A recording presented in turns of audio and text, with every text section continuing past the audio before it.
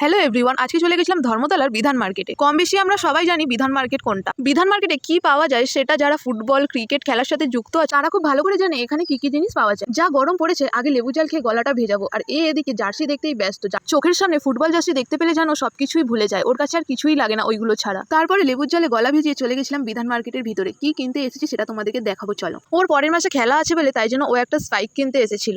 ওর পরের মাসে খেলা আছে বলে না, আমরা প্রায় 1-2 মাস ছাড়াই এখানে আসি, ওর কিছু না কিছু কেনার থাকে। বাড়িতে হাজার রকমের বুট জার্সি থাকা সত্ত্বেও ওর এখানে এলে ওকে কিছু না কিছু কিনে নিয়ে তবে বাড়ি যেতে হবে। এখন একটা অ্যাঞ্জারের নিউ মডেল বেরিয়েছে যেটা পুরো অ্যাডিডাস শুয়ের মতন দেখতে। এটার মার্কেটে এখন খুব ডিমান্ড চলছে। সত্যি বলতে আগে আমি অ্যাডিডাস, নাইকি, অ্যাঞ্জার এসব কিছুই বুঝতাম না। এখন ওর সাথে মার্কেটে এসে এগুলো বেশ ভালোই চিনে গেছি। এখন ও অ্যাঞ্জারের ওই নিউ মডেলটাই কিনতে এসেছে, কিন্তু দুঃখের বিষয় হলো ওর পায়ের সাইজ কোথাও খুঁজে পাচ্ছিলাম না। সত্যি বলতে আমার আর ভালো লাগছিল না, অনেকক্ষণ ধরে মার্কেটে ঘোরাঘুরি করছি। অনেক খোঁজাখুঁজির পর ফাইনালি ও পেয়ে গেছে ওর পায়ের সাইজে। বুটটা সত্যিই পুরো অ্যাডিডাসের বুটের মতনই দেখতে।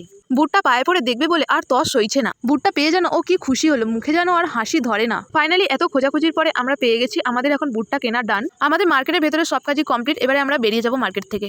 এক হাতে জার্সি আর আরেক হাতে বুট নিয়ে চলে যাচ্ছে টং টং করে, আমাকে পাত্তাই দিচ্ছে না। মুখে যেন আর হাসি ধরছে না, যেন মনে হচ্ছে স্বর্গের সুখ পেয়ে গেছে। তারপরে আমরা চলে এসেছিলাম খিদিরপুর ক্যান্টিনে একটু খাওয়া দাওয়া করার জন্য। ধর্মতলায় মার্কেটিং করতে এসে খিদিরপুর ক্যান্টিনে খাওয়া দাওয়াটা কম বেশি সবাই আমরা করে থাকি, তাই আমরা জানি যে এখানকার খাবার দাবার কতটা টেস্টফুল। এখানকার কচু পাতা চিংড়িটা তো আমার সব থেকে সেরা লাগে। আমার থালায় ছিল গরম গরম ঝুরঝুরে ভাত, কচু পাতার চিংড়ি আর মুড়ি ঘন্ট। কচু পাতার চিংড়ির মধ্যে যথেষ্ট পরিমাণে চিংড়ি ছিল।